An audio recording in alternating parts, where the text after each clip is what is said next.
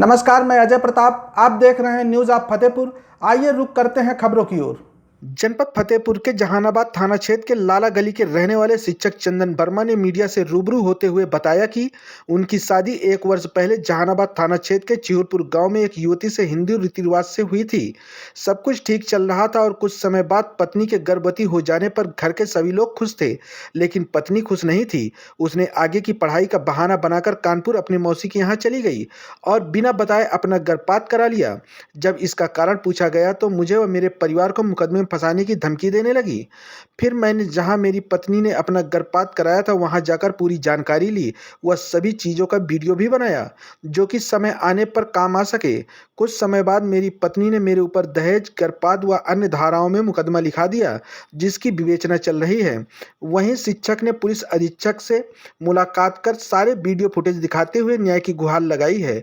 Report Praveen Kumar के साथ। SP साहब क्या मुलाकात करने आए थे, क्या मामला?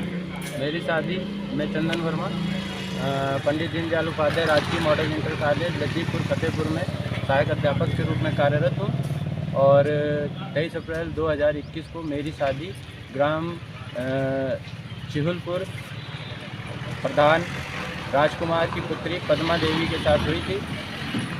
शादी के होने के बाद जब वह मेरे यहाँ आई तो दूसरे ही दिन मुझसे कहती है कि ये शादी मैंने अपनी मर्ज़ी से नहीं की है, ज़बरदस्ती कराई गई है। तो मैंने सोचा कि चलो अगर हो गई है तो अब क्या कहते हैं, आप इसको एडजस्ट करिए।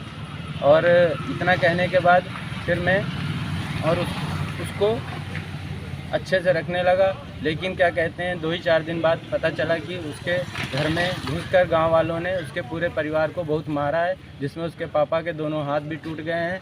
और जब मैंने क्या कहते हैं ये खबर सुनी तो मैं उसको उसके गांव ले गया और उसको गांव में छोड़ आया। 10-15 दिन बाद जब वह आई तो पता चला कि कुछ दिन बाद 2 दादी के उसमें चली गई। फिर वो 15-20 दिन और महीने भर बाद फिर आई मेरे पास। और क्या कहते हैं, फिर इसके बाद मुझे लगा कि अब इसकी मनोदशा बहुत गड़बड़ है, तो मैं इसको घुमाने के लिए हिमाचल प्रदेश कुल्लू मनाली और शिमला ले गया। लेकिन फिर जब वहाँ से मैं लौटा 28 जून तक, तो मेरे स्कूल खुलने थे 1 जुलाई को, तो मैं अपने स्कूल चला गया। और ये मुझसे ये रोग आकर कानपुर चली गई कि मुझे अभी तैयारी करनी है और पढ़ना है। तो मैंने भी सोचा कि चलो इसका भविष्य बन जाए, और इसको मैंने क्या कहते हैं वहाँ कानपुर भेज दिया। और जब ये कानपुर चली गई तो हर 15-20 दिन में मैं जाता था और इसको खर्चे के लिए महीने में 15-20 हज़ार रुपये देकर आता था। और क्या कहते हैं, जब मुझे पता चला कि ये गलत कामों में लिप्त है तो मैं वो काम बताना नहीं चाहता, आप खुद ही समझ सकते हैं। जब मुझे शक हुआ तो मैंने सोचा कि इसको मैं अपने पास लाकर रखूं, ताकि ये जो गलत कार्य कर रही है उनसे दूर हो और क्या कहते हैं एक अच्छा जीवन, एक पत्नी धर्म का जीवन निभाकर जीवन व्यतीत करे। लेकिन जब मैं इसको यहाँ लाना चाहता था तो इसके पिता से मैंने रिक्वेस्ट की, लेकिन इसके पिता आए और जब मैंने उनको पूरी उनकी बात ये संज्ञान में डाली तो वो मुझे और मेरे पूरे परिवार को फंसाने की, झूठे केस में दहेज प्रथा में फंसाने की धमकी दिए। लेकिन फिर बाद में मैंने रिक्वेस्ट करके उनसे कहा कि इसको मेरे साथ भेज दीजिए, आप ऐसा ना करिए। तो फिर उन्होंने भेजा। इसके बाद जब वो मेरे पास आई, कुछ दिन रही, यहाँ 2-3 महीने, तो उसी बीच में 2 महीने रही, उसी बीच में ये प्रेग्नेंट हुई। प्रेग्नेंट होने के बाद क्या कहते हैं, हम उस समय डीएम अपूर्वा दुबे और बोर्ड परीक्षाओं की ड्यूटी में। आपको ये एविडेंस चाहिए कि पेशेंट मेरे पास इस चीज़ की दवा लेके गया कि नहीं गया। पहला एविडेंस पेशेंट हमारे पास आया था, वो हमारी डायरी से कंफर्म है, क्योंकि वो डायरी तो मेंटेन रहती है, उसमें कहीं कुछ कटिंग नहीं है, ठीक है।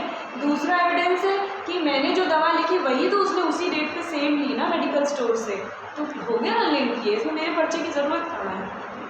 कुल मिला के ये है कि अगर पुलिस आएगी तो आप इतना कह देंगे ना उनसे? बिल्कुल मैं कह दूंगी। मेरे पास पेशेंट इसका बच्चा क्या मार्च में वो हो गया था।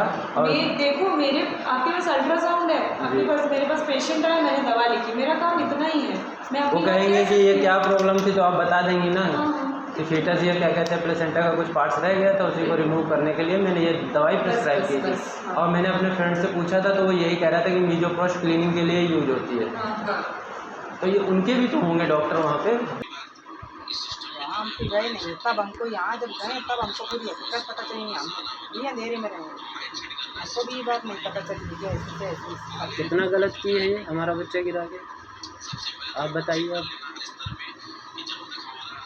बल्कि मैंने भी बहुत पूछने की कोशिश की, डॉक्टर ने भी पूछा कहती है नहीं करने का पैरासीटामॉल से पैसा कुछ नहीं देता होता, पैरासीटामॉल सुन लाई थी चंदन लाई थी, मैंने ये भी झूठ बोल रही है ना वो, झूठ बोल रही है। बुखार आया था तो वहीं से आप भरा है उसके मन में, आप समझ नहीं रहे हैं। मैंने मंगाया।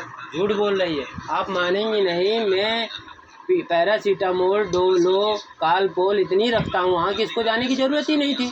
जब इसने बोला कि पैरासीटामोल लेने गई है तो मुझे विश्वास नहीं हुआ। मैंने कहा कि मेरे यहाँ तो पूरे पैकेट के पैकेट पड़े हुए, मैं खुद ला के रखा हूँ कि कभी इमरजेंसी में कोई बात हो तो यहीं से लेना, कहीं बाहर न जाना पड़े हैं। तो ये तो झूठ बोल दी ना साफ साफ मौसी। जब आपको मालूम है आपके कमरे में इतनी पड़ी हैं तो आप तो बहुत गलत बोली हैं। आप तो, आपको वो दवाई का नाम नहीं लेना चाहिए, कुछ और बोलती तो बात अलग थी। भाई जो दवाई ऑलरेडी पड़ी हैं, हाँ इतनी सारी, वो भी लेटेस्ट की पड़ी हैं, तो आपको वो दवाई नहीं लेना। इसका मतलब तुम्हारे मन में खोट था, तुम कुछ और लेकर आके खाई हो। अब बता रही हो पैरासीटामोल।